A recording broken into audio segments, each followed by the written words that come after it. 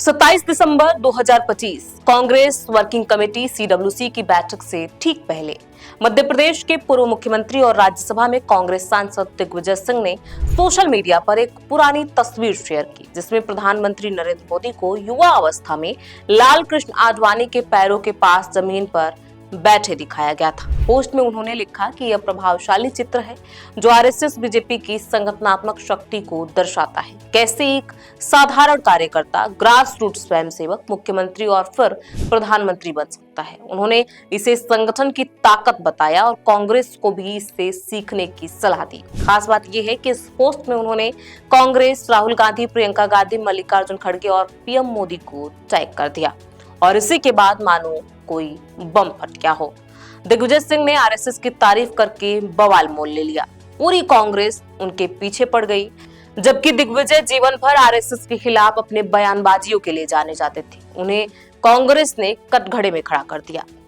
अब उन्हें अपनी सफाई में क्या क्या नहीं कहना पड़ रहा है, जबकि कांग्रेस में आरएसएस की तारीफ करने वाले वे अकेले नहीं हैं। इसके पहले भी कांग्रेस के सबसे बड़े नेताओं ने मौके बेमौके आरएसएस की तारीफ में बहुत कुछ कहा है, पर आज की कांग्रेस इस गुनाह पर दिग्विजय सिंह को बख्शने के मूड में नजर नहीं आ रही है। सोशल मीडिया पर तमाम कांग्रेस समर्थक उनके पीछे पड़े हुए हैं। कांग्रेस के राष्ट्रीय प्रवक्ताओं के निशाने पर भी वो हैं। ऐसे में अपने इस खास वीडियो में हम बात करेंगे दिग्विजय सिंह के उन बयानों की जो उन्होंने आरएसएस के खिलाफ दिए हैं। साथ ही साथ हम कांग्रेस के उन नेताओं के बारे में भी बताएंगे जिन्होंने समय समय पर तारीफ की और खूब तारीफ की। नमस्कार, मैं प्रियांशी और आप देख रहे हैं Navbharat live. Whatever I had to say, I have said already. And please understand one thing. I've been for 50 years. I've been in the Congress Party, and I have fought these communal forces wherever I was there, whether in assembly or parliament or in the organization. मेरा इन लोगों से बुनियादी विवाद है, विचारधारा का विरोध है, इसलिए मुझे इसमें कहीं कोई दिक्कत नहीं है।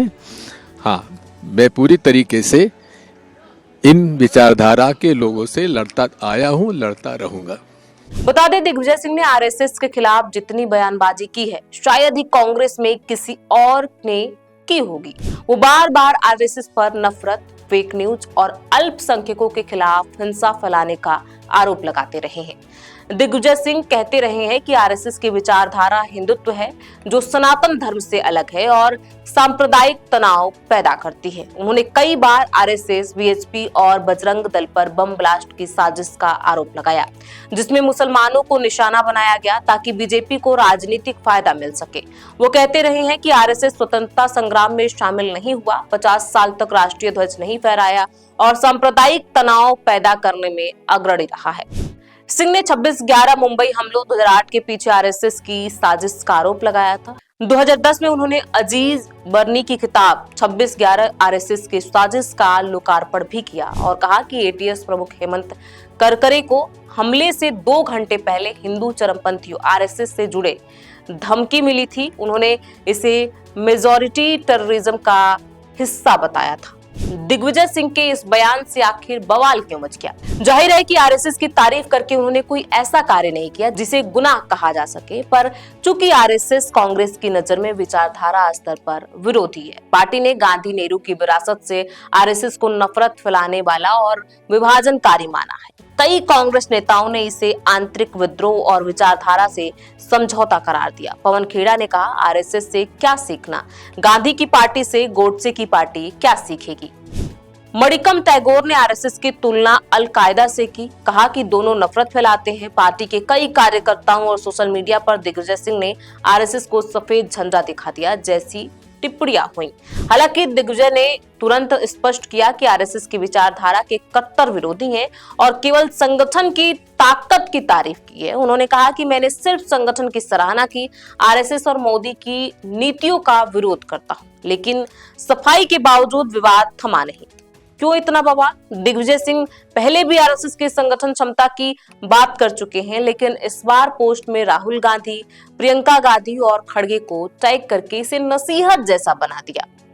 यह उनकी पिछली चिट्ठी 19 दिसंबर से जुड़ा था, जिसमें उन्होंने कांग्रेस में विकेंद्रीकरण और सुधार की मांग की थी। कई नेता इसे राहुल पर अप्रत्यक्ष हमला भी मानते हैं। हालांकि दिग्विजय सिंह कोई पहले व्यक्ति नहीं है जिन्होंने आरएसएस की तारीफ की है।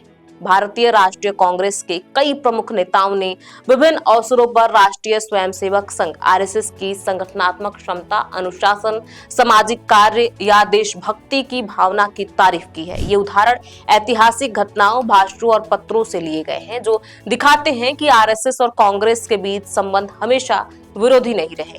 नेहरू, गांधी, पटेल, अंबेडकर, इंदिरा गांधी, लाल बहादुर शास्त्री, करण सिंह, जयप्रकाश नारायण, प्रणब मुखर्जी आदि ने भी आरएसएस की तारीफ समय समय पर की है। इन नेताओं ने कब कब की आरएसएस की तारीफ, चलिए जानते हैं। महात्मा गांधी जी ने आरएसएस की स्थापना के शुरुआती दिनों में उसके अनुशासन और सामाजिक समानता की सराहना की थी। 1934 में उन्होंने वर्धा में आरएसएस के एक कैंप का दौरा किया और बाद में 16 सितंबर 1947 को दिल्ली में आरएसएस कार्यकर्ताओं को संबोधित करते हुए कहा कि मैंने कई साल पहले आरएसएस कैंप का दौरा किया था जब संस्थापक श्री हेडगेवार जीवित थे। मैं आपके अनुशासन, अस्पृश्यता की पूर्ण अनुपस्थिति और कठोर सादगी से बहुत प्रभावित हुआ था। तब से संघ बढ़ा है। मुझे विश्वास है कि सेवा और आत्म बलिदान के उच्च आदर्श से प्रेरित कोई भी संगठन मजबूत होगा। जवाहरलाल नेहरू ने आरएसएस पर 1948 में गांधी हत्या के बाद प्रतिबंध लगाया था, लेकिन बाद में उनके रुख में नरमी आई।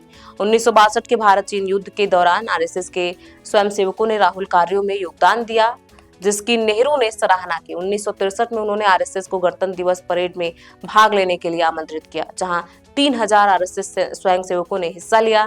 नेहरू ने आरएसएस की देशभक्ति और संगठन की ताकत को मान्यता दी, हालांकि उन्होंने इसे राजनीतिक रूप से अलग रखने की सलाह दी।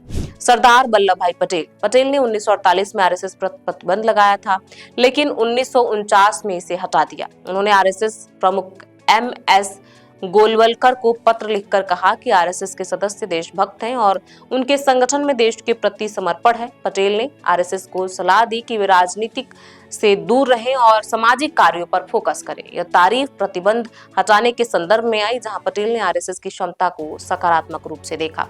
डॉक्टर भीमराव अंबेडकर ने 1939 में पुणे से आरएसएस के प्रशिक्षण शिविर संघ शिक्षा वर्ग का दौरा किया था। डॉक्टर अंबेडकर ने डॉक्टर हेडगेवार से पूछा कि क्या शिविर में कोई अस्पृश्य है, तो संघ संस्थापक ने उत्तर दिया कि वहां न अस्पृश्य है न ही अस्पृश्य है, बल्कि केवल हिंदू है।